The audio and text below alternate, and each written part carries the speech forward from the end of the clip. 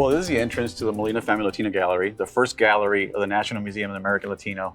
And you're greeted here by different representations, locations, neighborhoods, and people that welcome you to the space and tell you a little bit about themselves and then help you enter the space into our first exhibition, Presente.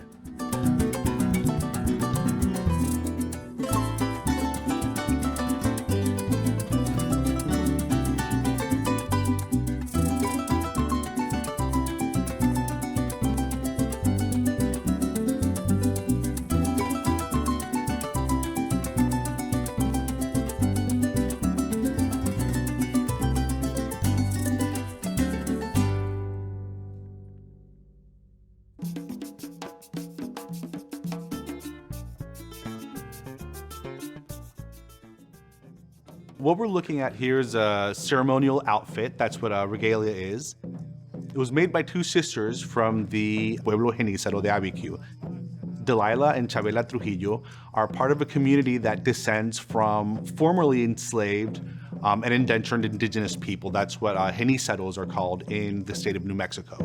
This object really brings together a lot of the big ideas in our section about colonial legacies.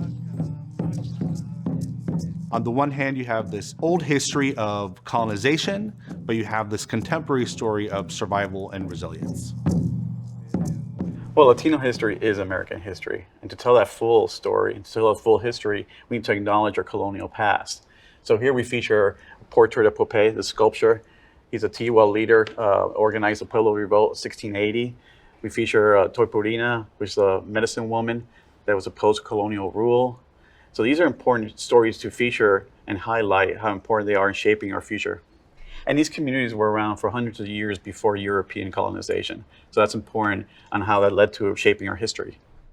Well, we have Francisco Menendez, which fled enslavement in South Carolina and led a militia in Fort Mose in Florida. And it's a perfect example of resilience and resistance. And that's the theme that carries out through the exhibition.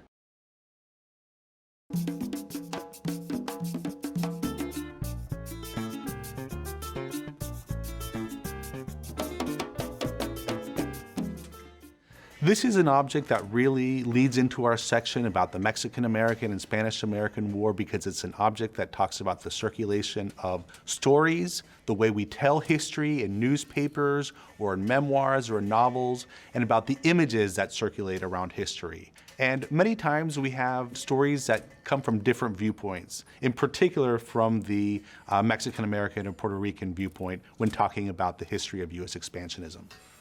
So in this section, we look at books written from the perspective of Mexican Americans like Maria Amparo Ruiz de Burton that wrote novels and plays talking about the dispossession Mexican Americans experienced after the Mexican American War. But we also contrast that with the kind of prints that circulated in U.S. newspapers that in many cases favored U.S. expansionism and imperialism.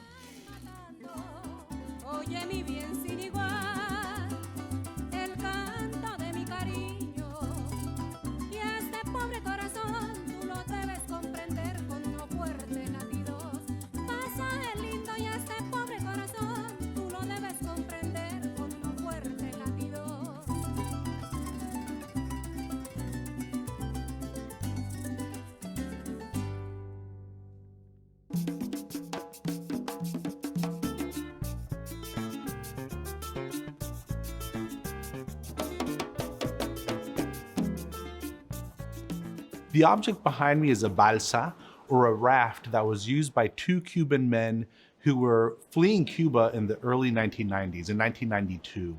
And it was a period of crisis on the island where you had thousands of Cubans leaving to go to the United States. It really speaks to the leap of faith and the ingenuity that these guys had to make this object, but really to dare to take this journey.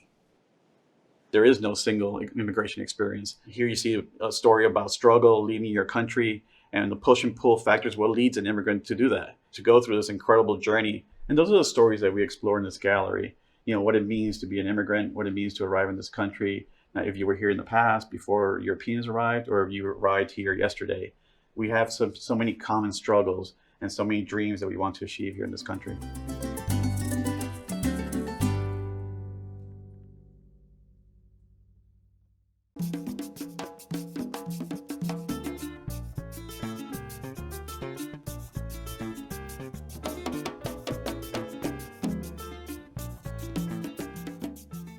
The Árbol de la Vida, or Tree of Life, is a traditional craft from Puebla, but it was reimagined by Verónica Castillo as a preview of our section on shaping the nation. So it's all about Latinos and Latinas, reinvigorating U.S. democracy, reinvigorating U.S. art and cultural traditions, and planting our flag in the United States.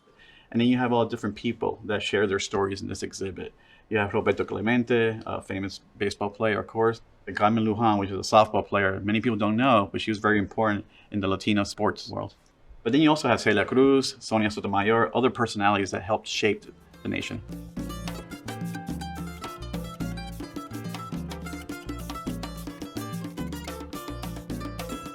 This exhibit is just one of first of many that we will have over the next 10 years to really expand and explore different themes and topics we want to bring forward and see how people react to them and see how people engage with these exhibitions as we build the National Museum of American Latino.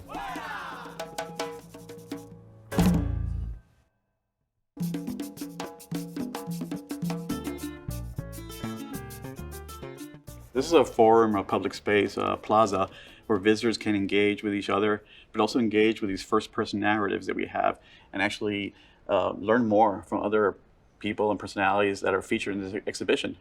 Here you have Maria Hinojosa, of course, trailblazing journalist, female journalist. That is one of the key themes here, seeing yourself represented in these stories and in this exhibition.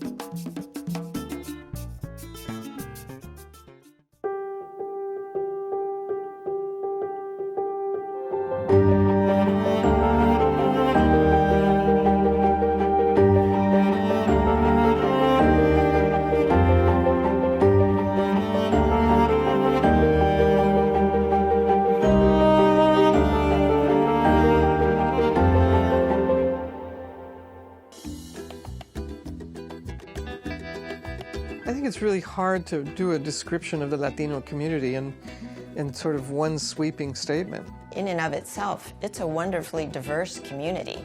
And I'm not sure non-Latinos actually realize that. Pretending that a Mexican is the same thing as an Argentinian is as ludicrous as saying someone from Brooklyn is the same as someone from Texas. To be a Latino in Argentina, it was one thing. To be a Latino here, it was quite different. Not all Latinos speak Spanish. Not all Latinos are Catholic. Not all Latinos are brown. Not all Latinos like spicy food, you know? There are plenty of Latinos that are black, Latinos that are white, Latinos that are trans and queer, and Latinos that are cis and straight. There are Latinos that are Republicans and Democrats. And the point is that there is no one Latino experience.